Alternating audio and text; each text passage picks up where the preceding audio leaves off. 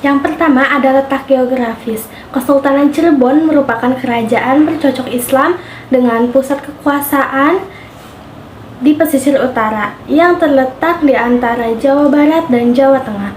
Pulau Jawa bagian barat pada abad 15 sampai dengan 16. Letak geografis inilah yang menjadi jembatan dan kebudayaan besar Sunda dan Jawa. Yang kedua ada sistem pemerintahannya. Dalam pemerintahannya, kerajaan Cirebon menerapkan sistem kekuasaan yang diberikan cara turun-menurun atau kekerabatan.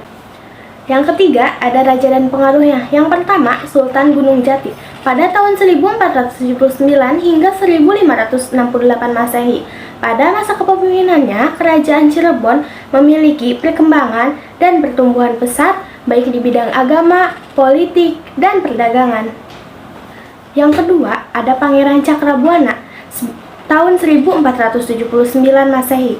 Sebagai pendiri Kesultanan Cirebon, sepulang ibadah haji, Pangeran Cakrabuana dikenal aktif menyebarkan agama Islam kepada penduduk Cirebon. Yang ketiga ada Fathahillah tahun 1568 hingga 1570 Masehi. Sempat terjadi kekosongan kekuasaan, Kesultanan Cirebon ini mulai diincar oleh VOC. Bahkan kekosongan ini diisi oleh pejabat keraton yang melaksanakan tugas ketika Sunan Gunung Jati berdakwah, yaitu Fathahillah. Namun, ia menjabat selama 2 tahun karena pada 1570 dirinya wafat.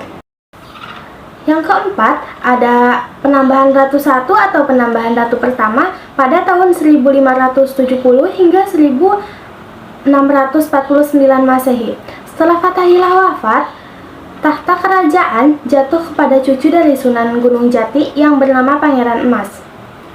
Yang kelima, ada penambahan Ratu II tahun 1649 hingga 1677 Masehi. Pangeran resmi atau Pangeran Karim menggantikan kakeknya pada penambahan Ratu pertama yang wafat pada 1649.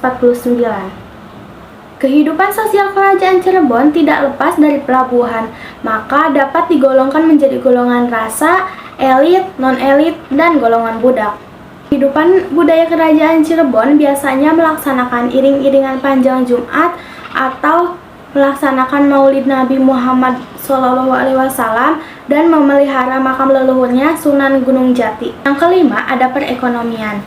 Sebagai kesultanan di wilayah pesisir Pulau Jawa, Cirebon mengandalkan perekonomiannya pada perdagangan jalur laut, di mana banyak bandar-bandar dagang yang berfungsi untuk tempat singgah. Pedagang dari luar Cirebon pun berfungsi sebagai jual beli barang dagangan.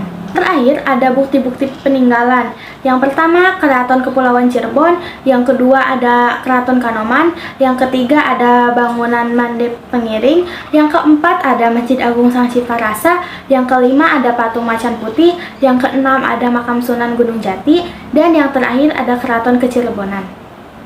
Sekian penjelasan materi tentang Kesultanan Cirebon dari saya. Mohon maaf apabila ada kesalahan. Wassalamualaikum warahmatullahi wabarakatuh. Terima kasih.